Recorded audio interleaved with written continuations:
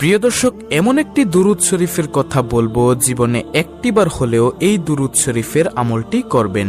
নবীজি সাল্লাল্লাহু আলাইহি ওয়াসাল্লাম ওয়াদা করে বলেছেন, এই দুরূদ শরীফের আমলটি যদি আপনি করতে পারেন, পৃথিবীর মধ্যে সবচেয়ে সুখী মানুষ আপনি হবেন। কোনো কিছুর অভাব অনটন আপনাদের কাছে থাকবে না। টাকা পয়সা, ধন দৌলত, মান সম্মান সবকিছু আল্লাহ রাব্বুল আলামিন আপনাদেরকে দিবেন। যারা অসুস্থ আছেন তাদেরকে আল্লাহ তাআলা সুস্থ করবেন এবং পৃথিবীর মধ্যে আল্লাহ আপনাকে সম্মানিত করে দিবেন। আল্লাহু আকবার। এবং এই পৃথিবী থেকে যখন আপনি চলে যাবেন, তখন কবরের মধ্যে যাওয়ার পর নবীজিকে দেখিয়ে জিজ্ঞাসা করা হবে, এই ব্যক্তি কে? তখন নবীজিকে আপনি কবরের মধ্যে দেখে চিনতে পারবেন ইনশাআল্লাহ। কবরটা হবে খুবই ভয়ঙ্কর। নবীজিকে যদি আপনি না চিনেন, আপনার স্থান হবে জাহান্নাম। আর আপনি এই দুরূদ শরীফের আমলটা যদি করতে পারেন, তাহলে অবশ্যই নবীজিকে কবরের মধ্যে দেখে চিনতে পারবেন এবং বলতে পারবেন, ইনিই হচ্ছে আমার নবী, বিশ্বনবী, আখিরি নবী, নবী মুহাম্মদ সাল্লাল্লাহু আলাইহি ওয়াসাল্লাম। এত পাওয়ারফুল এই শ্রেষ্ঠ দুরূদ শরীফটা।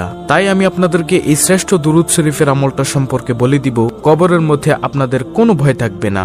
এবং যেই হাসরের ময়দানে মানুষ হাহাকার চিৎকার করবে, এই হাসরের ময়দানেও আপনাদের কোনো ভয় থাকবে না।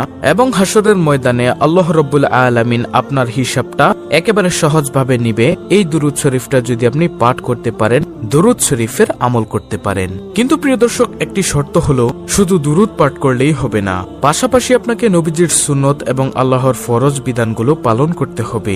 দেখা গেল যে আপনি নামাজ পড়লেন না, রোজা রাখলেন না, হালাল হারাম বিবেচনা করলেন না, শুধু দুরূদ পাঠ করলেন। হাসরের ময়দানে আল্লাহ রাব্বুল আলামিন আপনাকে ডাকবে। ডাকার পর আপনার চেহারার দিকে তাকাবে এবং আমলনামার দিকে তাকাবে। তাকিয়ে আল্লাহ রাব্বুল আলামিন বলবে, যাও বান্দা, তোমাকে আমি ক্ষমা করে দিলাম। তখন আর কোনো প্রশ্ন করবেন না।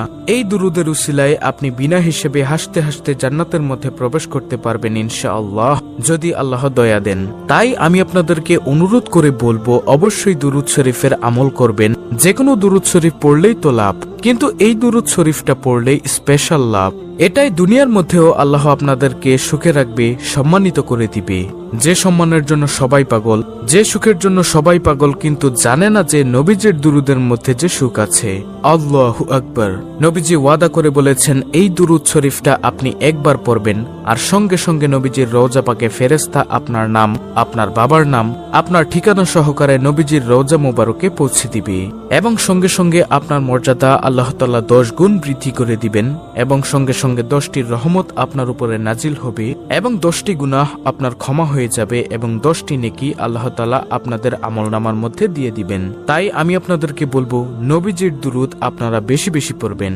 আমি স্ক্রিনের মধ্যে বাংলাতে এই ছোট্ট দুরূদ শরীফটা লিখে দিব। ইনশাআল্লাহ আপনারা এই দুরূদ শরীফটা প্রতিদিন সকালে 100 বার পড়বেন। যদি দিনে পড়তে না পারেন তাহলে রাতে হলেও পড়বেন। আর পড়তে মনে না থাকলে কোনো সমস্যা নেই, যখনই মনে হবে তখনই আপনি এই দুরূদ শরীফের আমলটি করবেন। ছোট্ট একটি ঘটনা আমি আপনাদেরকে বলবো, দুরূদ শরীফের যে কি পাওয়ার। তারপরে আমি আপনাদেরকে স্ক্রিনের মধ্যে বাংলাতে দুরূদ শরীফটা লিখে দিব। ছোট্ট এই দুরূদটি আপনাদেরকে শিখিয়ে দিব ইনশাআল্লাহ। তো ঘটনাটি হলো, একজন বালক যুবক হজের মধ্যে গিয়ে তিনি সব জায়গার মধ্যে শুধু দুরূদ শরীফ পড়ছেন। বড় একজন আলেম হযরত নোমান শিবলি রাহমাতুল্লাহি আলাইহি তিনি বলল, হে বালক, তুমি সব জায়গার মধ্যে দুরূদ শরীফ পড়ছো, হজের মধ্যে অন্যান্য দোয়াগুলি আছে, তুমি কি সেই দোয়াগুলো পারো না?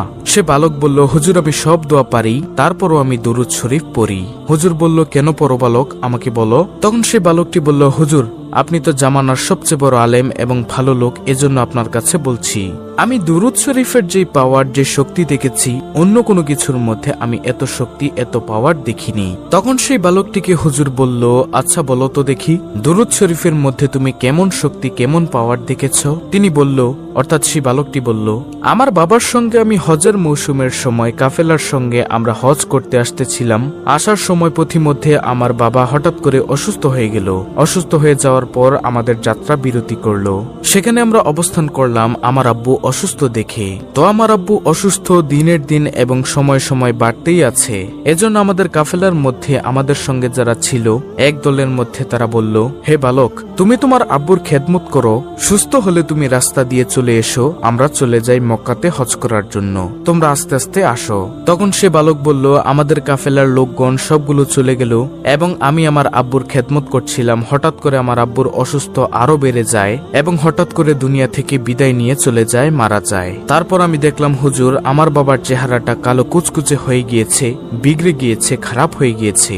আমি দুশ্চিন্তায় পড়ে গেলাম, হায়রে এমন একটি জায়গার মধ্যে, মরুভূমির মধ্যে আমার আব্বুর এই অবস্থা, আশেপাশে কোনো মানুষও নেই। যদি কোনো মানুষ দূর থেকে এসে দেখে আমার আব্বুকে এভাবে খারাপ চেহারা হয়ে গেছে, বিকৃত কালো হয়ে গেছে চেহারাটা, তখন মানুষ কি মনে করবে? তখন তিনি অর্থাৎ বালকটি কান্না করতে করতে বাবার চেহারার মধ্যে কাপড়টা দিয়ে ঘুরে কান্না করতে করতে সেই জায়গার মধ্যেই মনের অজান্তে ঘুমিয়ে গেছে। তিনি বললেন, অর্থাৎ বালকটি বলল, আমি ঘুমের মধ্যে দেখলাম একজন সাদা জুব্বার সাদা পাগড়ি পরে আমার আব্বুর কাছে আসলো। আসার পর আমার আব্বুর কাপড়টা মুখের থেকে দূর করলো। সরানোর পরে আমার আব্বুর বিকৃত চেহারাটা, খারাপ কালো চেহারাটা, তিনি তার মধ্যে তার হাতটাকে মুছে দিলেন, হাতটাকে বুলিয়ে দিলেন।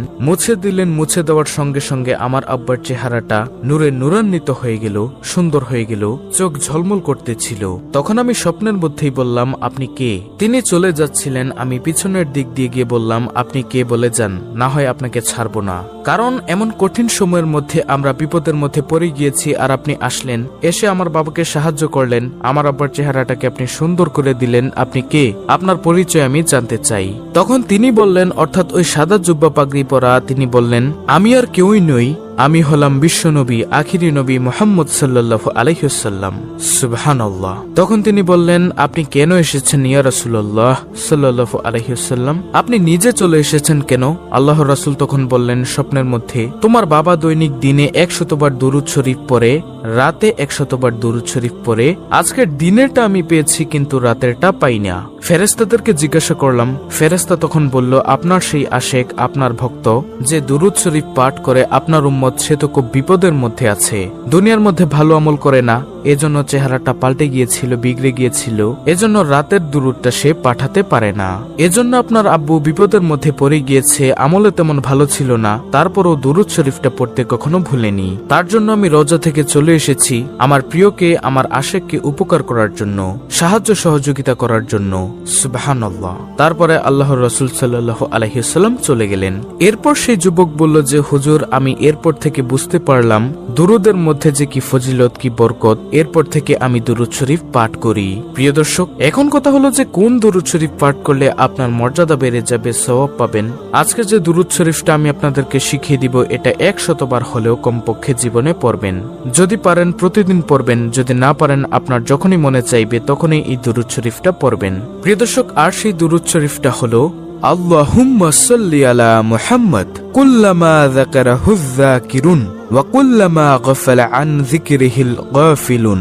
প্রিয় দর্শক, আমি আবার বলছি, দুরূদটি ভালো করে শুনুন, স্ক্রিনশট নিয়ে নিন।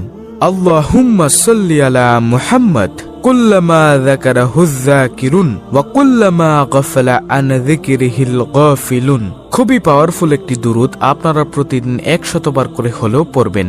যে কোনো সময় মনে চাইলে এই দুরূদটি পাঠ করবেন। টাকা পয়সা, ধন সম্পদ আপনার চতুর্দিক থেকে আল্লাহ রাব্বুল আলামিন আপনাকে দিয়ে দিবেন ইনশাআল্লাহ। অত্যন্ত গুরুত্বপূর্ণ একটি ভিডিওটি ভালো লাগলে অবশ্যই চ্যানেলটিকে সাবস্ক্রাইব করে পাশে থাকা বেল বাটন অল বাজিয়ে দিবেন। ভিডিওটিতে একটি লাইক দিবেন এবং কমেন্টে আমিন লিখবেন, এবং অন্য মুসলিম ভাই বোনদের কাছে ভিডিওটি শেয়ার করে দিবেন, যেন তারাও আজকের ভিডিওটি দেখে এই দুরূদের আমলটি শিখে করতে পারে।